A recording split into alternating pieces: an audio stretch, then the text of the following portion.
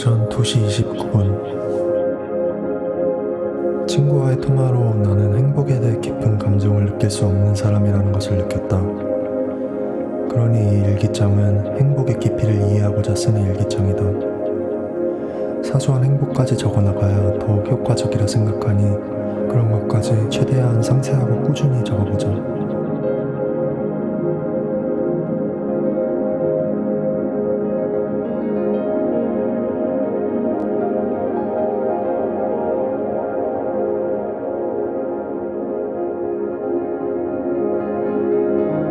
오후 3시 41분. 어떤 건 일기로 적지 않고 개인적인 느낌으로 가둬둬야 더욱 행복한 것들이 있다.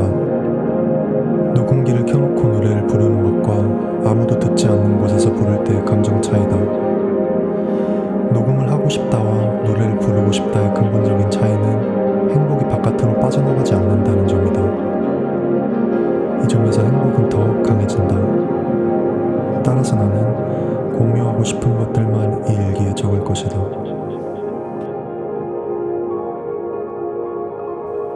오후 1시 32분. 공원의 유치원 견학 온 듯한 아이들을 보며, 그리고 옆자리의 노인을 보며, 그리고 하늘과 고요한 나무와 나뭇잎을 보며 그 어떤 것도 경계 없이 존재하며 고요한 평화를 맛보며 살아가고 있을 수도 있다는 가능성을 느끼고 행복했다. 아이들이 내뿜는 에너지는 특히 더 활기차다. 나의 손을 보며 어느새 커버렸다는 사실이 느껴졌다.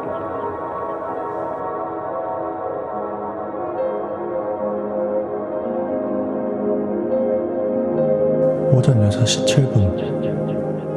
X에게 내가 겪는 우울의 대부분을 털어놓은 뒤 짧은 이야기를 나누며 미래에 대한 기대감에 잠시 행복해지고 삶에 대한 새로운 맛의 목표의식과 의욕을 얻었다.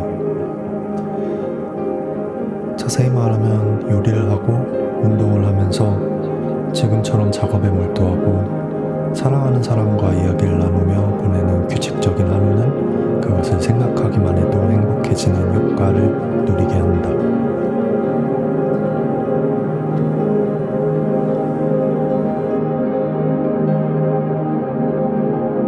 오전 7시 22분. 나는 웃는 게 좋아서 웃는다. 요즘 나를 웃게 하는 것은 평화로움 속에서 점막을 뚫고 생기를 내뿜는, 그리고 특히나 그 모양이 특이하기까지 하는 것들이다. 예를 들어 몇 분 전에 농구를 하는 아저씨를 보며 웃었다.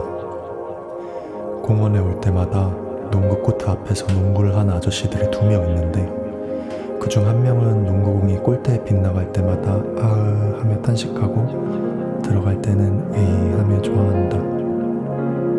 특히 좋아할 때의 표정이 항상 나를 웃게 만든다. 웃을 때는 눈과 입이 흐뭇함에 바싹 찢어지고 으이라고 하는 것도 순전히 그 웃음에서 나올 적당한 소리를 찾으라면 그 소리밖에 없다고 할 수 있을 만큼 잔뜩 미소를 머금은 소리여서 그 아저씨의 차례에 던져진 농구공은 항상 골대에 들어갔으면 하게 만든다.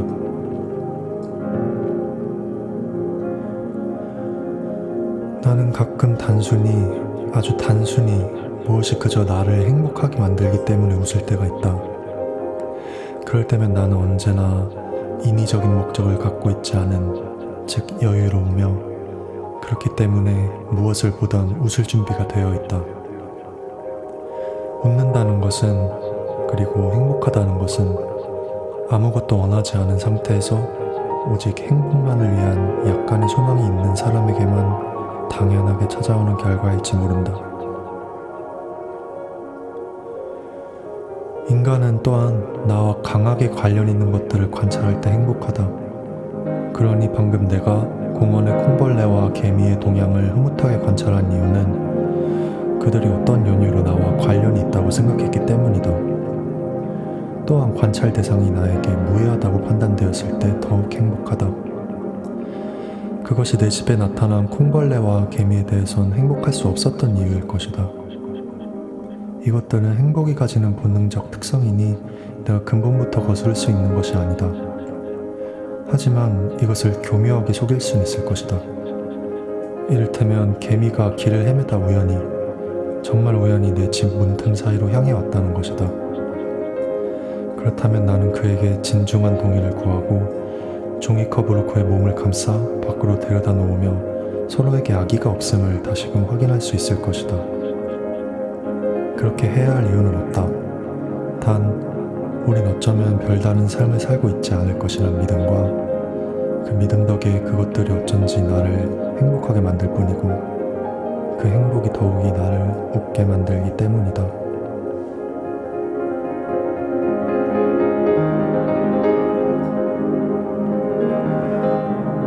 오전 10시 6분 옥상에서 다락방으로 들어오는 입구에 콩벌레 한 마리가 쫄쫄쫄 기어가고 있었다. 난 얼른 주위의 종이를 이용해 간신히 콩벌레가 종이를 타게 한 뒤 문을 밖으로 탈원했다. 콩벌레는 뒤집어져서 몇 초간 허우적댔는데 행여나 크게 다친 건 아닌가 하는 죄책감이 들어 입으로 세게 후 물었더니 다시 고꾸라져 온 상태로 되돌아갔다. 정신을 차리는 듯 보이며 몇 걸음 가더니 날개를 가다듬고 날아가는 모습이 생각보다 귀여웠다. 역시 곤충은 나에게 아기가 없다. 휙 날아가는 모습에 꽤 뿌듯한 감정을 느꼈다. 그도 분명 시간을 갖고 생각해본다면 나한테 고마워할 것이다. 아기가 없는 곤충들은 귀여울 수 있다는 사실을 알았다.